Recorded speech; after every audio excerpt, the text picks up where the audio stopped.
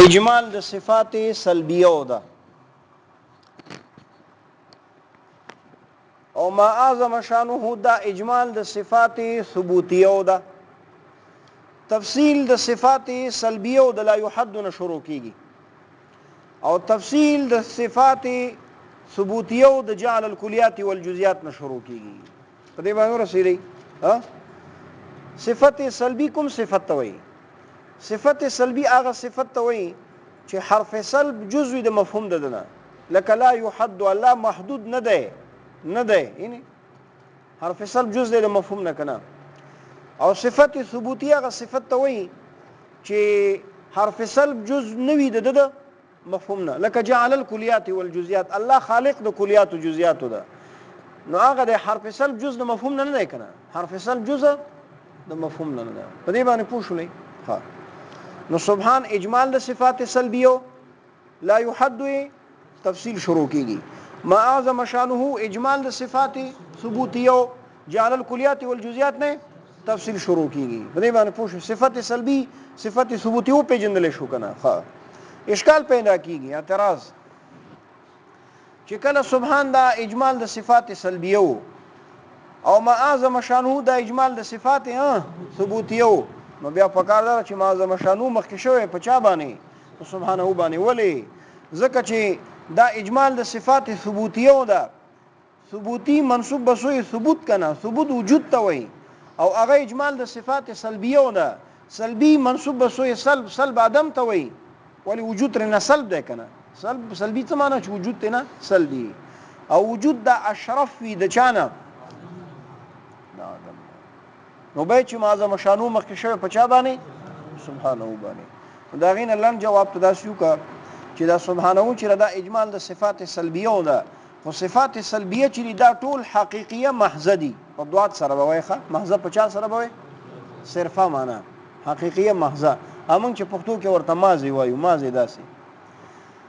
او ما اعظم شانو دا اجمال د صفات ثبوتیه ده، خو صفات ثبوتیه درې قسم دي، حقیقیه محض، حقیقیه ذات الاضافه اضافیه محض، او حقیقیه محض دا اولاوی د چانه د حقیقیه ذات الاضافه او د حقیقیه د اضافیه محضونه. په دې باندې پوښوي دا چې حقیقیه ذات الاضافه څه توي او اضافیه محض څه توي او حقیقیه محض څه توي، دا دی وی ورځ مستقل درس ته دا ان شاء الله روان دي سم ده، بل ورځ روان دا یو ورځ مستقل درس ته.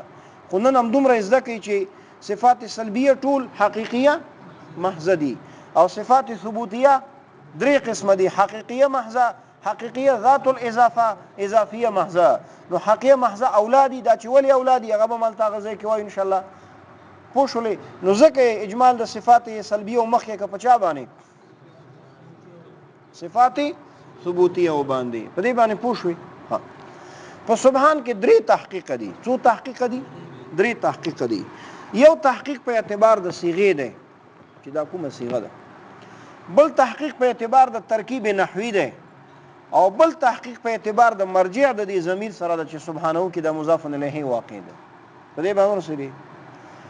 نو اول تحقیق په اعتبار د صيغه سره ده. نو صيغه د سبحان کې اختلاف ده. صاحب د قاموس لغات او کتاب ده، او قاضی بیضاوی تفسیر ده، د دواړو رائے دار چې دا مصدر ده. چی ده؟ مصدر ده مصدر. او د اعشا شاعر، اعشا فصیح شاعر ده د عربو، د اغه رائے دار چې دا عالم مصدر ده. چی ده؟ عالم مصدر ده. او د امام سیبوی او د امام رازی رائے دار چې دا اسم مصدر ده. چی ده؟ اسم مصدر ده. په دې باندې رسېږي. اوس د مصدر اسم مصدر او د عالم مصدر ترمن فرق کول پکار دي. نو اسم مصدر او عالم مصدر یو طرف تکا، مصدر بل طرف تکا، چې دا یو طرف ته دا بل طرف ته، نو فرق دا ده. مصدر دلالت په حدث باندې کوي، اسم مصدر او عالم مصدر هم دلالت په چا باندې کوي؟ په حدث باندې کوي. خو د مصدر نه اشتقاق د صيغو کیږي او د اسم مصدر او د عالم مصدر نه اشتقاق د صيغو نه کیږي. دا خو چې مصدر یو طرف ته، عالم مصدر او اسم مصدر دواړه بل طرف ته کې، دو ترمن دا فرق شو. اوس په خپل د اسم مصدر او د علم مصدر ترمن څه فرق دی؟ د اسم مصدر او د علم مصدر ترمنځ څه فرق ده؟ نو د توضیح لپاره دا شو چې د اسم مصدر او د علم مصدر ترمن فرق داسې دی لکه د اسم جنس او د علم جنس ترمن فرق، لکه د اسم جنس او د علم جنس ترمن فرق. ګورئ ما ته ګورئ لن تعریف داسې کوو. اسم جنس هغه لفظ ده چې وضع کړی شوی وي د مفهوم کلی یا د ماهیت کلی د پاره بغیر د لحاظ د تعین نه، بغیر د لحاظ د چانه د تعین نه. لن تعریف زده شو. او عالم جنس هغه لفظ ده چې وضع کړی شوی وي د چا د پاره د مفهوم کلی او ماهیت کلی د پاره خو سره د لحاظ د تعین نه. مثلا په دې ځان پوي کی لکه اسد او اسامه را واخله. اسد اسامه دواړه زمری ته وایي ښه، خو اسد اسم جنس ته، اسامه چې ده علم جنس ته.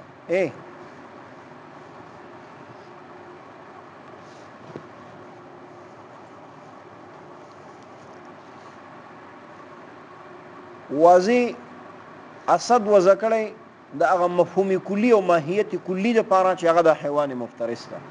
په دې باندې پوه شولې.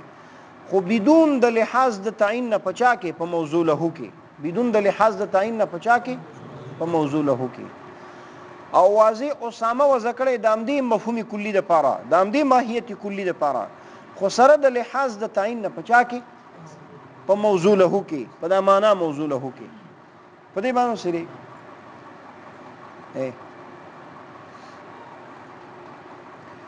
کله چې الته لحاظ د تعین او دلته لحاظ د تعین نه، دې څه مطلب؟